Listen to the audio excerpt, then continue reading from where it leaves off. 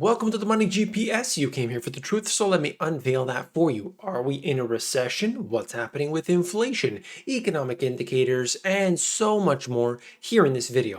And if you stick with me, we are going to talk about toilet water. Yes, you heard me right. Let's look at this. Final Q1 GDP is minus 1.6%.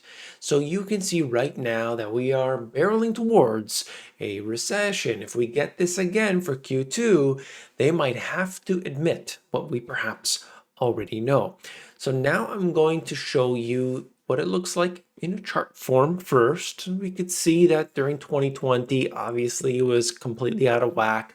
It went down, then went up. When you're measuring it year over year, of course, it's going to be looking like this. Quarter over quarter, it gets out of whack even as they show here. But I want you to know one of the best possible indicators for recession. There are many, but this is one that has been extremely accurate. And this is Deutsche Bank, and they provided this. It's continuing jobless claims. And I've written down exactly what they said because I want you to know about this. And we will track it in the coming weeks, okay? Plus 11.5% rise above the minimum level over the previous year provides the most accurate and timely signal of recession risks since the data becomes available in the 1960s.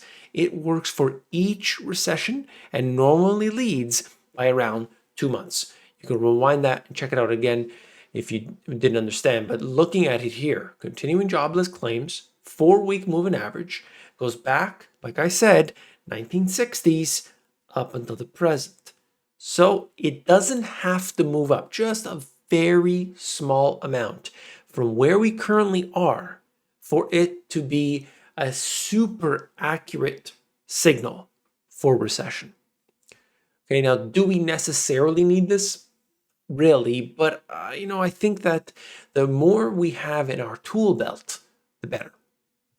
Okay, and you could see it here more zoomed in, essentially from March 2021 up until the present. It really doesn't have to go much at all. Okay, so you're just looking at this, different ways to look at initial claims, continuing claims, and so on. But basically, if we start to see that rising, we are going to be in a recession according to this one indication. And that doesn't necessarily, mean anything. I mean, okay, we're in a recession. According to them, we're not in a recession. But what it does is it starts to change the sentiment. Conversations at the dinner table become about recession. They become about inflation. The water cooler, conversations at work. Those are about recession. And it starts to have an impact on people, the way that they spend money, what they're doing at the store. Are they going for the cheaper product, or are they willing to spend a little bit more to get a more premium product? These are all things that happen, and they happen rather quickly. What about this? This is, again, Michael Burry. He had something interesting to say. I see a bifurcated labor market developing as unskilled and semi-skilled remain in short supply. But white-collar workers have proven their redundancy over the last couple of years. They will find gross excess in the labor market, pressuring wages at the end. Interesting to note, right? And we do see this all the time. You see, there's everywhere you look. Help wanted, help wanted, help wanted. But for some jobs, not for all jobs. And of course, the ideal for a lot of these corporations is to replace those jobs with Flippy the robot. Well, Flippy the robot's coming. Companies have already begun to implement Flippy and other robots. But this is just a generalization of what's happening today. And I believe what I've said many times before. Understand this, please. This is a cycle. How long does the cycle last? Well, we don't really know. We really don't know. Is it 6 months? Could it be? And I'm not talking about the stock market cycles, okay? But this is the way it works, right? Okay, really good times, and then, everything's slowing down and so on. All right, we're bottoming out, and everything's good times, and so a lot of hiring has happened, and then a lot of firing. These things happen, okay? Let's say that cycle, this just takes forever. Things are slower, and how long would it be? I mean, is it 2 years? Is it 5 years? Who knows, right? Well, in that period of time where a lot of people are unemployed, tight labor market, and so on, in general, well, what happens to your position? Let's just say you're a cashier and you're out of work for 2 years. Well, what if when you tried to come back to work, when things were better now, if it's like a lot of the stores we see today, where they're, instead of having 4 cashiers, now they have 4 self-checkouts and they have one worker simply monitoring the 4. Then what? And that's just an example, simple example, but I'm sure you've seen it. I went to the dollar store recently. Where was the worker? I don't know. Couldn't find anybody. But I just paid on my own at the self-checkout and I walked out. Where were the workers? I don't know. That's happening. It's coming. While consumers still appear relatively optimistic about the stability of their incomes, their perceptions of the economy are much more strongly influenced by concerns over inflation. As higher prices become harder to avoid, consumers may feel they have no choice but to adjust their spending patterns, whether through substitution of goods or foregoing purchases altogether. The speed and intensity at which these adjustments occur will be critical for the trajectory of the economy. You see what's happening here? This is all piling up. I've been showing you all this data, and I hope you appreciate it because it's coming real fast. As prices skyrocket, coupons are harder to find than ever. Have you found this to be true? Are there companies giving less sales than they were before? Let me know in the comments below. I believe the answer is yes, but you let me know. Average home sale price relative to disposable personal income per capita. This chart goes back to 1975. We haven't seen anything like this before. It's crazy. Okay, the prices of homes today are absurd on every single level. You can measure it any way you want. And to me, that's just so, it's just out of whack. It's out of whack, and that's not good. Inflation drives Canadian consumer confidence to crisis-era lows. Latest numbers suggest households are beginning to buckle. Bank of Canada raising rates quickly to tame soaring prices. But what is that going to do to real estate? What's that going to do to people borrowing? Of course, it's going to have a major impact. I talked about that in the previous video. If you haven't seen that, or maybe 2 videos ago, if you haven't seen those, highly recommend checking those out. I cover all the details, show you each and every step. If you do appreciate that, hit that thumbs up button. Don't do it for me. Do it for the kittens, okay?